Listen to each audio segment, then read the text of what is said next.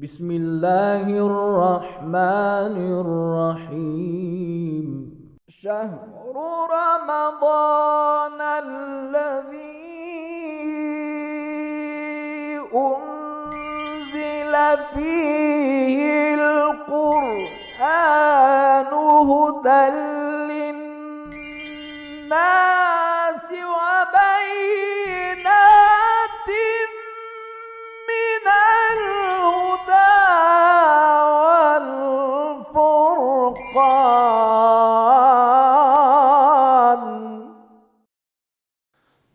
أعوذ بالله من الشيطان الرجيم. بسم الله الرحمن الرحيم.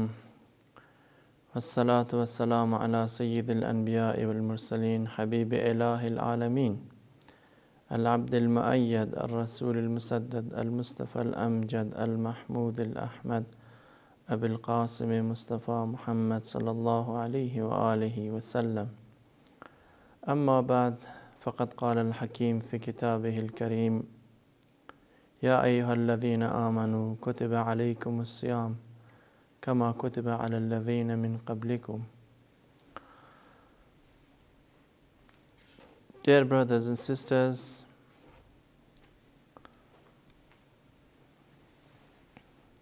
I would like to begin explaining the difference between fidya and kaffarah. In the previous session, I mentioned certain areas where kaffarah becomes applicable. But there are two Arabic terms which are normally used by fuqaha, by jurisprudence. One is the word fidya and the other is kaffarah. Now, fidya and kaffarah, both of them can be used interchangeably. Kaffarah means penalty and fidya means atonement. Sometimes the word atonement is used to give the meaning of kaffarah. So when it comes to the English translation of the word fidya and kaffarah, both of them have been translated as penalty or as atonement. So the detail regarding the fidya and kaffarah is this: that when a person cannot observe fast due to illness, due to health problem, he must give fidya. And the fidya is actually one mud of foodstuff. And as I have mentioned in the previous program, one mud is equal to 750 grams.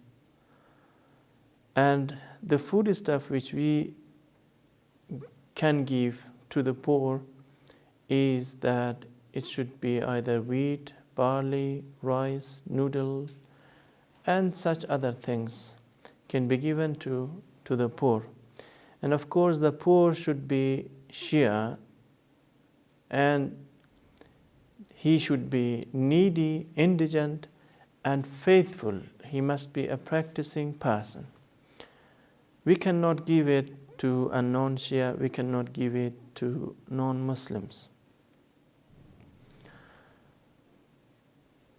As I may have mentioned in the previous sessions, if a person continues to remain sick within the year and he does not recover, it's not necessary for him to give any qada of the missed fast. There is no qada for the fast which he or she has missed. But it will be obligatory on him to give fidya, to give 750 grams of foodstuffs for each day, for each fasting day. And in case a person has a number of missed fast, now this is a different supposition.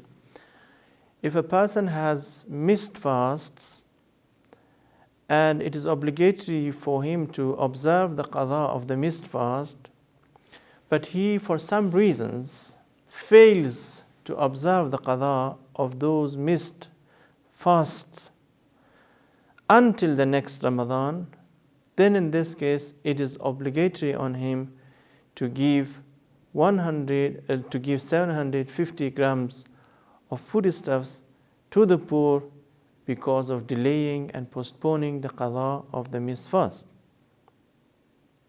One should not actually postpone the missed fast if he can.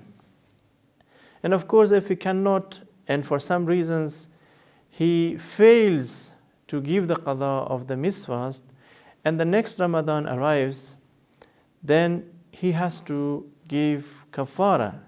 The kaffarah, as I mentioned, is 750 grams of foodstuffs for each delayed, for each postponed day.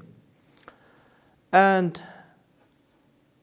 if, for example, or for instance, he again fails to observe the qada of the missed fast and after the next Ramadan, then it is not necessary for him to give kaffarah again. Kaffarah becomes obligatory only once. Even if it is delayed for many years, for many subsequent years, the kaffarah remains the same. He has to give it the kaffarah only once. Whether it is 1 day or 2 days or more than 2 days, he has to give 750 grams of foodstuffs for each day, for each delayed and postponed day.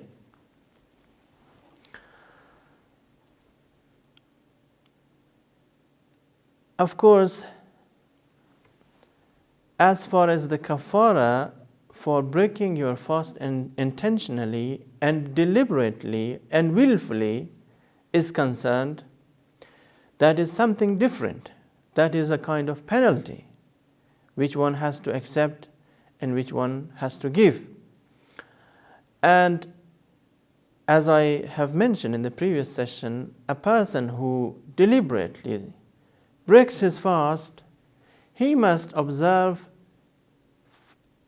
fast for 60 days, or he must feed 60 poor people to their fill, or he should give 750 grams of foodstuffs to 60 different people.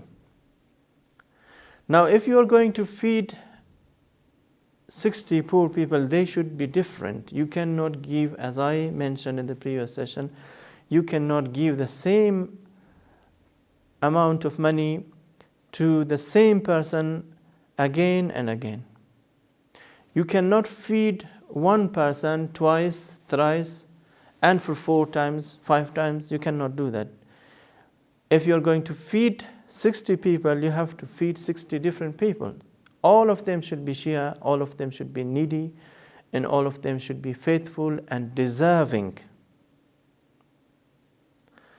But if you cannot feed them to their fill, of course you have to buy food and give them food, and each one has to receive 750 grams of food.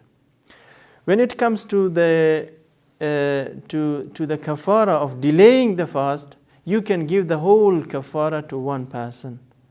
But as far as the penalty for breaking your fast intentionally is concerned, you cannot give it to the same person. You cannot feed the same poor and needy person over and over for 60 times. No. So there's a difference between the kaffarah of delaying your fast until the next Ramadan, which you can give to the same person and to the same family and to the same individual. For example, you have to give 30 plus 750 grams of foodstuffs, and I don't know how many kilos it become, and of course you can give the whole 30 plus 750 grams of food, or 30 multiplied by 750 grams of foodstuffs to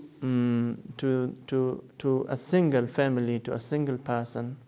But the kaffarah for breaking your fast cannot be given as an obligatory precaution to the same person or the same family.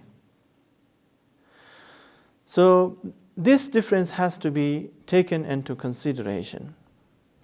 Of course, for those people who can neither set a slave free, who can neither fast for 60 days, or who can neither feed 60 poor people, they have to give sadaqah as much as they can, and they should also seek istighfar, they should seek divine forgiveness, they should pray to Allah to forgive them.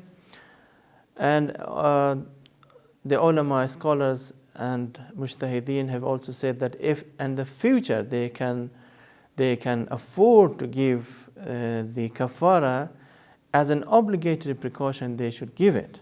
يا دافع الخطوب يا جابر المعطوف يا من هو مندوبي فعفوك مطلوبي يا دافع الخطوب يا جابر المعطوف يا من هو مندوبي فعفوك مطلوبي يا ستار العيوب يا غفار الذنوب يا ستار العيوب يا غفار الذنوب يا علام الغيوب يا كشاف الكروب.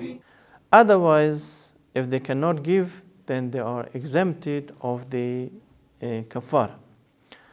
Now, brothers and sisters, there are some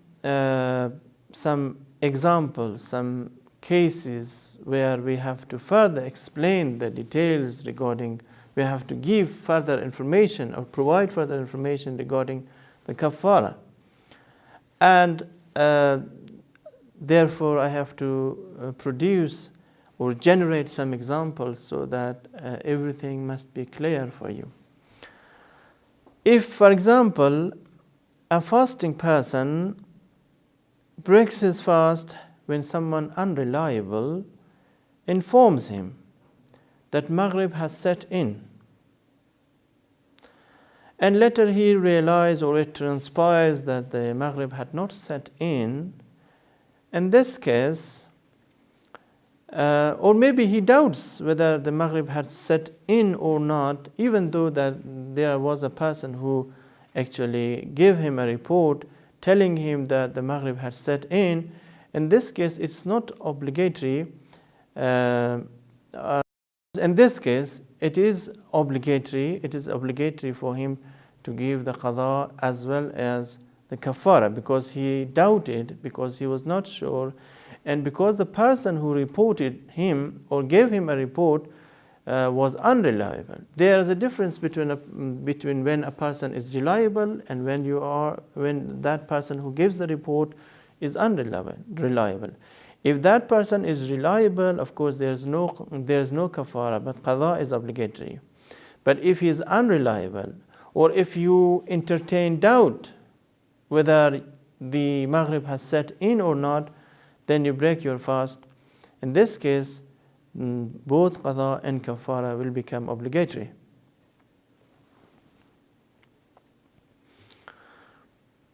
And there's one thing that has to be noticed.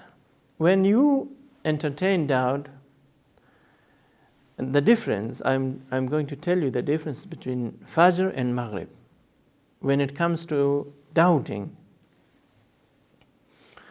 If you are in the morning, if it is,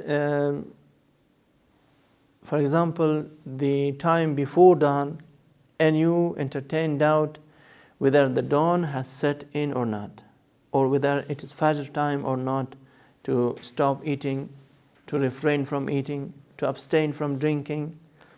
In this case, it's not obligatory for you to abstain from eating and drinking.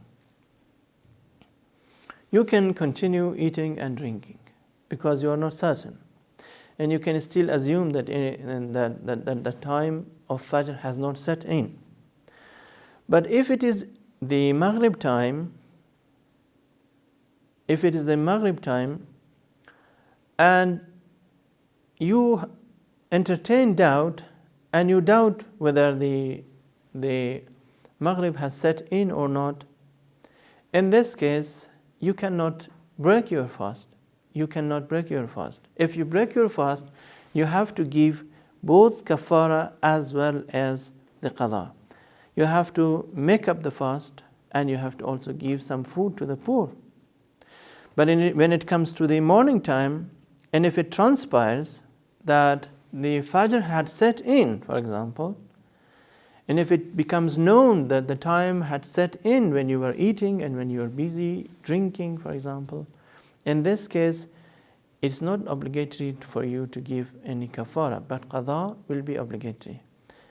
Yet still, despite the fact that you have eaten or maybe drunk something, and your fast has been made void, in that case, you have to keep fasting that day. You cannot eat anything throughout the day. You cannot drink anything throughout the day. And you must also give qada, but there is no kafar. Dear brothers and sisters, if a person doubts whether it is the last day of Ramadan or the first day of Shawwal, and he invalidates his fast intentionally, and it transpires later that it is the first day of Shawwal, it will not be obligatory on him to give kafara. Because although he has broken his fast, despite the fact that he was not sure, but he had doubt about the first day of Shawwal and the last day of Ramadan, and he broke his fast, although it was not permissible for him to break his fast, but later it transpired and it became known that it was the first day of Shawwal. In this case, there is no qada and no kafara.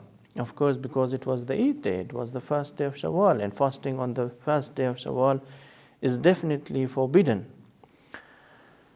And if a person offering qada for a fast of Ramadan intentionally breaks his fast after Zuhr, after midday, probably I have mentioned this in the previous session, the religious scholars have said that it is obligatory for him to give food to 10 poor persons, to give 1 mud of foodstuffs to 10 poor people, or he has to observe 3 days of qada or 3 days of fast as a penalty. Either he should feed 10 people with 1 mud with 750 grams of foodstuffs given to each one of them, or he has to feed each 10 people to their fill, or he has to observe fast for 3 days as a penalty, as an atonement for breaking his fast after midday. Of course, if he breaks his fast before midday, there is no penalty, there is no kafara. Dear brothers and sisters, there are certain occasions, certain times where it's obligatory to observe qada only. There is no kafara. The fast is broken, but there is no kafara. Now, you would like to know where those occasions are and what are those places or maybe times in which only qada becomes obligatory and no kafara is payable. What are those instances or maybe occasions? I will enumerate, I will count them for you one by one.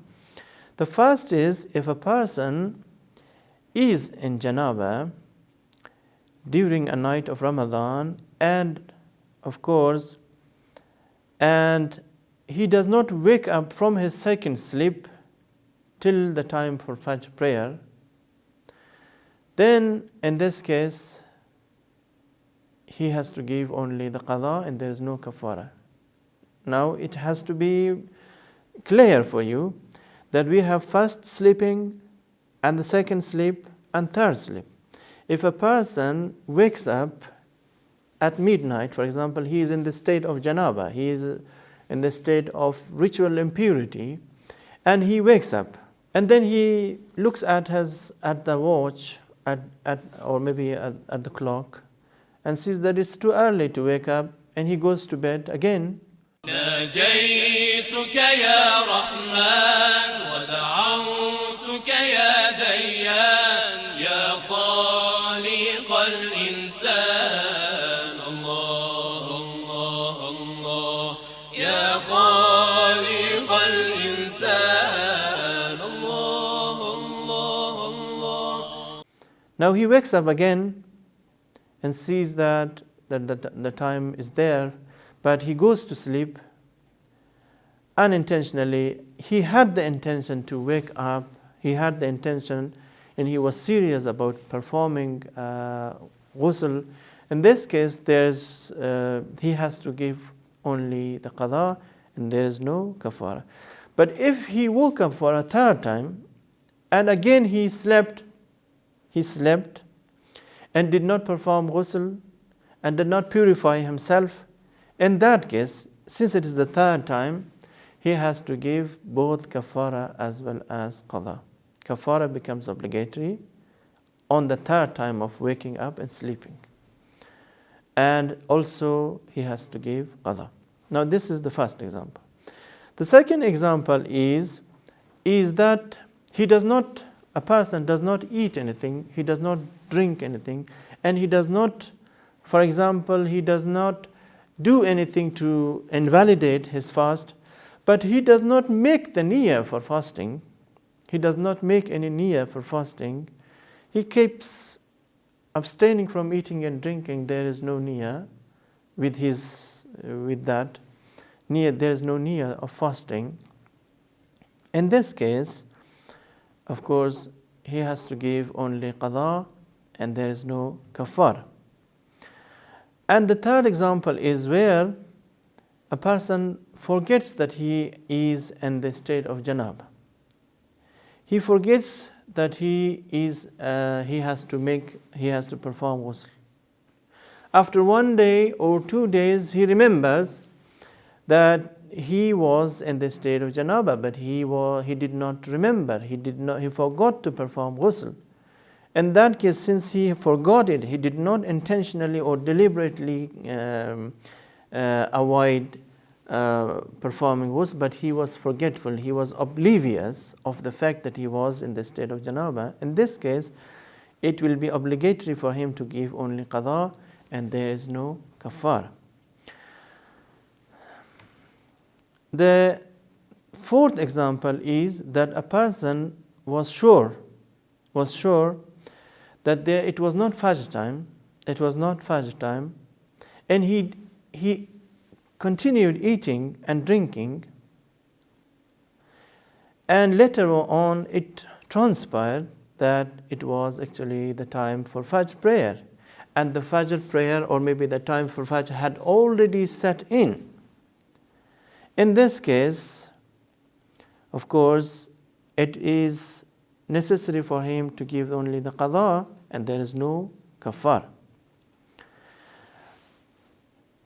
And the fifth occasion is if someone else informs that it is not Fajr yet, and on the basis of his statement, one commits an act which invalidates his fast, and later it is found out that it was the time for Fajr, and that the Fajr time had set in. Because he trusted someone else, and because someone else informed him, and he actually acted on his saying and continued eating or drinking, it's not necessary to give qada, to give kaffarah, but only qada would be obligatory. And the sixth occasion is if someone informs that it is Fajr and not believing his word, that it is, someone informs, it is quite the opposite of the the first one of the previous one, someone informs and says that it is Fajr, and he does not believe in him. He still thinks that the Fajr has not set in, and he does not rely on his words. He continues eating and drinking, and later on it transpires that the time of Fajr has set in, because he was thinking that that man who informed him was either joking or he was not serious about it. And then in this case, it's not obligatory to give any kafara, but only qada would be obligatory. If a person is blind, or if someone is like him, for example, like a blind person, he does not have access to the horizon, does not know the time, or maybe he is in a prison and he does not know the time. And of course, if he breaks his fast, relying on the statement of another person, in this case, if he knows later on that the time for breaking fast had not set in, and he broke his fast before the Maghrib time, in this case, it's not obligatory on him to give any kafara, but only qada would become obligatory. Now, there is a similar case, because we talked about the Fajr time, but again, if a person is in the Maghrib time and he is certain that the Maghrib has set in, and he breaks his fast thinking, or maybe he is sure that the time of iftar has set in, he breaks his fast, and later on it transpires that the time for iftar had not set in. In this case, it's not obligatory for him, because he was certain, actually. He was sure that the time has set in. He broke his fast. In this case, there is no kafara, but only qada has to be given. Now, the 9th occasion, of course, there are 10 occasions in which only qada is obligatory and there is no kafara. The 9th occasion is when one rinses his mouth. One rinses his mouth, and the water, because his mouth is dried or because of thirst, he wants to rinse his mouth in order to make his mouth wet. He rinses his mouth, and the water uncontrollably goes down his throat. Then in this case, qaza has to be given, and there is no kafara. Again, if one forgets, I should tell you, if one forgetfully eats or drinks something, there is a difference, because sometimes you are fasting and you just rinse your mouth with water. You are sure that you are fasting. You are fully conscious of everything. You rinse your mouth with water, and the water goes down. There is only kafara. There is only qada, and there is no kafara. But if you are forgetful, if you eat and drink something under the impression that you are not fasting, and you are oblivious quite of the fact that you are fasting, if you are forgetful and you eat and drink something, there is no qada and no kafara. Your fast is valid. Your fast is in order, and you are not supposed to do anything. You are under no obligation. Now, the last occasion in which there is only qada and no kafara is when a person is helpless, and when a person is under threat, when a person breaks his fast under taqiyya. For example, I have mentioned this in the previous session, that if a person is afraid of his property or of someone to attack him, because he might be living in a Sunni or in a Wahhabi populated country or city, and he is afraid of exposing himself in his beliefs, then he is compelled to break his fast with them, or he is compelled to imitate, to do what they do according to their timing.